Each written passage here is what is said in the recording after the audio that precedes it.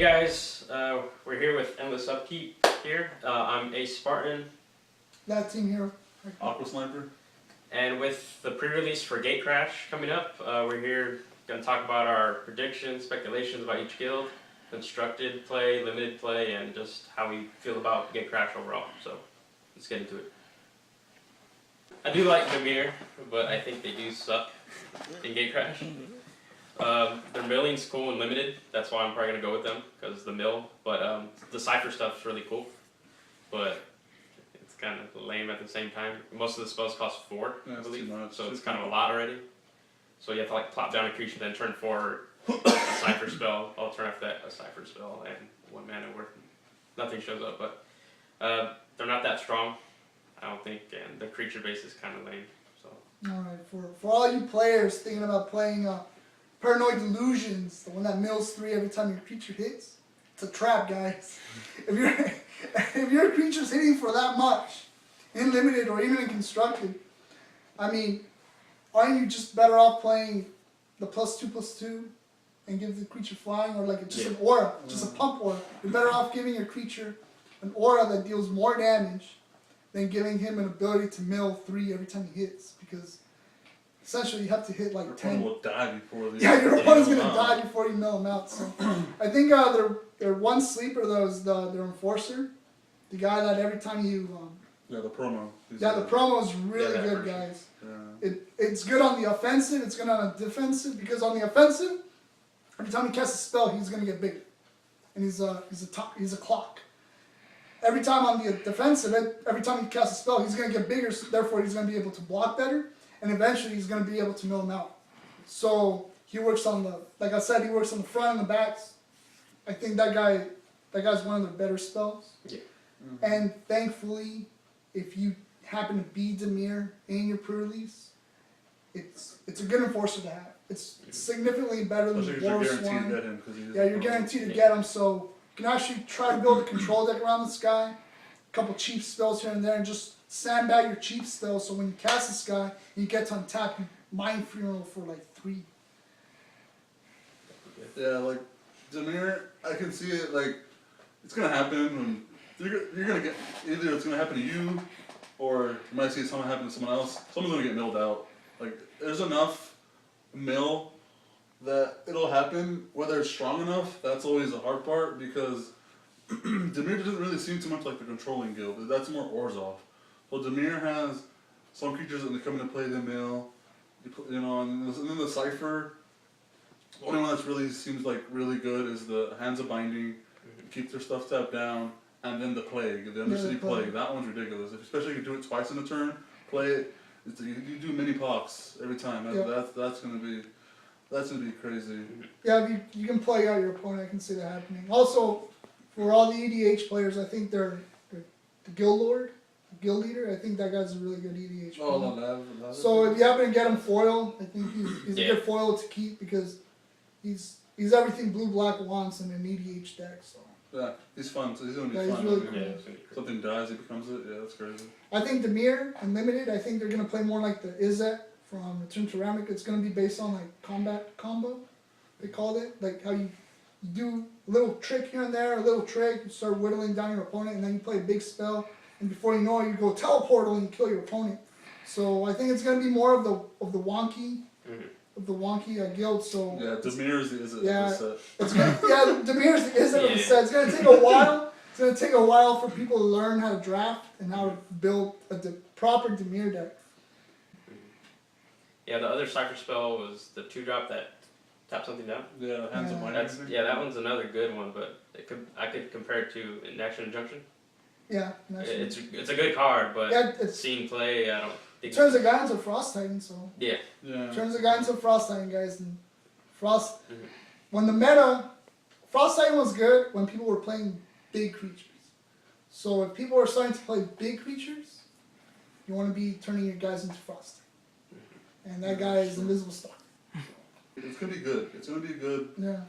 guild to play with, and they have overall really good spells to play with Boros Charm, and Red has Red doesn't really get that much burn this time, but I think the white overall white's gonna be really good. White color-wise is good. It's very friendly too to the new player. Yeah, So it is actually. Yeah, I think if you're new, it's probably one of the easiest ones Yeah. to go with. This is Boros, just because it's play, swing. You know, play swing. While you're still doing fun stuff, you're not just attacking all the time. Yeah. They do have the best charm out of the Oh, yeah. 2 sets. I think they have the best charm. So it does everything the aggro ever wants to be doing. It has protection from wrath. It gives 5/5 or bigger reach, and it gives 4 damage to the face of the opponent. It's like, I mean, think about this. If you go Boros charm your opponent, Boros charm your opponent, that's 8 damage right there with just 2 cards. So your opponent never feels safe. Keep in mind though that the double strike, if you're using it for a combat trick to fight off another creature, that's fine. But if you're going to use it to deal damage to the opponent, you're better off dealing 4 damage to the opponent if your creature is not a 5/5 or greater. So, and the other thing is, if you're going to play against Boros, the way you use removal is going to be very important. If you want to keep your opponent off battalion, keep in mind you're probably going to be killing very irrelevant, well not irrelevant, but like very small creatures. Yeah, they're gonna be really So you don't know if you want to sandbag your removal for their real creatures, that's fine too. Or if you want to use your removal right away to try to keep them off battalion as much as you can, that's also viable. Like I said, I don't know what the correct play is. I don't know if you want to stop battalion immediately. Keep or you in want mind that with the talent, once they swing, even if you kill something in response, battalion still goes off. Yep. So you have to kill them before either when they announce their battle step or main phase 1. Because otherwise, if they say, okay, swing with these 3 guys, and like, oh, in response I kill him, battalion still goes off. So you have to make, that's going to be the hard part when you're playing against Boros is when do you use your kill spells to kill it so they don't always, it's either you're going to be keeping them at 2 or saving them to kill the ones that battalion that was going to really matter. Yeah, that's going to be the hard part. If you're going to save it for the angel, or they don't even have to have battalion dudes. I mean, if they have 2 guys with battalion and 1 really good creature, even if that creature doesn't have battalion, like what are you going to do against, like I said, the Cyclops? Yeah. I mean, they also have the red side of the Gruul, so you gotta watch out for that. And they have the white side of the Orzhov, so even after they dealt you a couple points of damage, let's say you stabilize at 6, if they have anything with Extort, they can start whittling away and just reach until you get down to 4 life, and then you just go Boros charm, you're dead. You're probably gonna try this. There might be some Boros humans. There's a good amount of good humans. So Boros humans will probably see some play. But I think for the most part, even RDW, they might splash a little bit of white just for some, like maybe Boros charm or something. That might be happening, but there's enough good red that it will probably stay just RDW. I forgot about the medic. Of course, that medic is definitely going to see play. The battalion, it gives you instructability to our creatures. That's good. But the main part where it's going to see play is that you can sacrifice it. If the opponent's playing an X spell, they have to counter unless they play 3 more.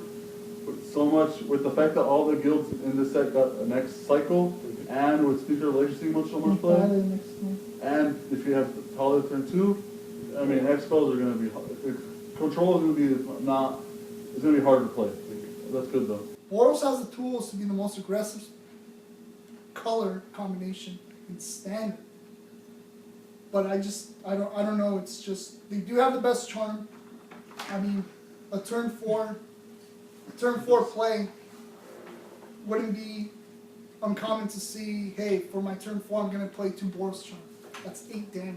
Okay. So, they also have the best way to get rid of Wrath of Gods. They have the best way to, yeah, they just have the best reach. That's about it. That's all I've seen construct is just Boros has reach, they have a good clock, and the creatures are pretty aggressively costly. I love Orzhov, like, it's one of my favorite guilds, but when I first saw Extort, I felt a little down about it. I mean, it's an awesome multiplayer for EDH ability, but in Constructed, not so much. I can see a little bit, like, it can drain you a little bit, but in Limited, I don't know, like, I see it both ways. How do you win? Yeah. How do you win in Limited? Like, it can be good and bad, because it can help you bleed them out, and it can do that life.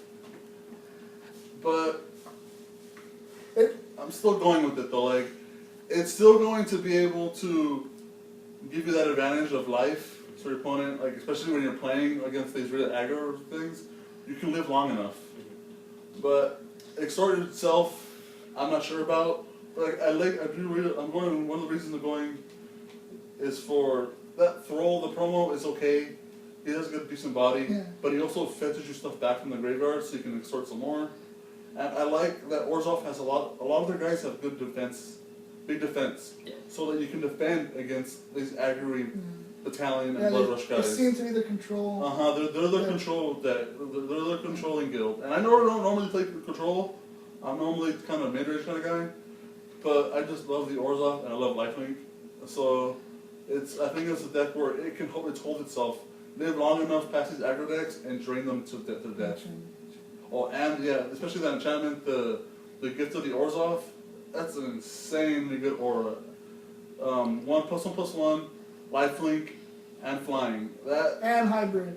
And yeah, it's hybrid. So that's easily special any creature, and make sure creature just its evasion makes them bigger, and it gives you life even more so that you get out of reach of dying. But the really good one is Blind Obedience. So that card, and even in limited and in constructed, is gonna be a bomb to play, because in limited it makes all The aggro decks like a turn slower. It makes aggro turn slower. Yeah. Yeah. And like people's been calling it, it's kind of like pseudo haste. I mean, because of the fact that your creature's in play, your other opponent's creature's come to play tapped, so next turn you can free swing. And in constructed, I mean, that's just it's gonna stall your opponent out. All the creatures are gonna come into play. I think It stops Hellrider from going Hellrider kill you. Yeah, stops a lot of those haste guys. So I think Orzhov isn't one of the greatest, but it's not a Dimir bad. But if it's in the middle, I think it can survive long enough to live and drain your opponent out. Because you want to have the extort open as long as you can for the game, so you want it to be at the beginning of the game, so if you have a window of extorting, you take it. Yeah. Every time you cast a spell, you have an extra. Yeah, because if you Mana miss your open curve, too, yeah. you have that mana open, so you can extort. Yep. And remember, you can only extort once per every spell, but if you have multiple exports on the board, that's when you can pay 1/1, you extort them for 3. It's like, they just lost through life, and you just gain through life. Yeah, so obviously Ghost Council's insane. I think he's the best card in the set. Finally, a guild leader that probably going to see really good play. He doesn't die to sorcerer speed removal, so he avoids Wrath of Gods, he avoids all the enchantment hate, like if you're gonna put some kind of enchantment to kill him, that doesn't work on him. All he has to do is watch out for instant speed removal, which is easily splashable with the Boros charm. Yeah. You can fix that with just Boros charm, Restoration Angel fixes that, so he's gonna be a pain to get rid of, and he's gonna be even worse when it comes to the Ghost Council versus Ghost Council mirror, because both of them will see play back and forth. This is gonna be ridiculous because the player who basically doesn't blink his Ghost Council is gonna be on the losing end if you want to legendary rule away the opponent's Ghost Council. I would say Gruul top. Yeah, I think Their ability is just stupid crazy. Yeah. 2 would probably be Boros. That's Yeah, because they're also player friendly too. Mm-hmm. Like it's really I can't see you messing up doing a lot of misplays with Boros. Yeah. So I think they're number 2. I would say 3 is Orzhov. Yeah, it has to be It's Orzhov. middle guild. It's no good. It has It's not good, it's not bad, it's right Yeah. there. Then I think Or Simic. it's Simic, obviously. Simic, Yeah, yeah. Simic has has a good roof. I mean, if you get there with the evolve mechanic, they have a really good roof. Except their beginning game, it's like turns 1 through 4. It's slow. Like, how are you defending against Gruul? How are you defending against Boros? We're not saying Simic's bad, Yeah, but yeah, just the but- other girls are just better than Like, him. what's your game plan to defend against the onslaught that is Gruul? You know? But, you know, Yeah. we're talking about bad guilds though, then we go 5 Or Dimir. Yeah, and then Dimir just Yeah, like sure. I don't see any defenses from Dimir. Like, it just doesn't defend as well as Orzhov or Simic, and yet it has no good end game. It's just Here's that splash guild, that's it. If you want Yeah. specific I don't comments. even see Splash. I feel sad. Yeah, you better even if you get the guild leader, Mm-hmm. even if you have their enforcer, even if you get mind grind, it's like even then I don't even think you probably win a game. Alright, well, that was our Gatecrash predictions, speculations. for Gatecrash. The pre-release is this weekend, so we're going to be playing that. Hopefully, we're right about our guilds. So if Dimir wins, then we're all screwed. But other than that, thanks for watching. Check out the website, endlessupkeep.com. Like, subscribe, comment to us here on YouTube, and we'll catch you guys later. Peace.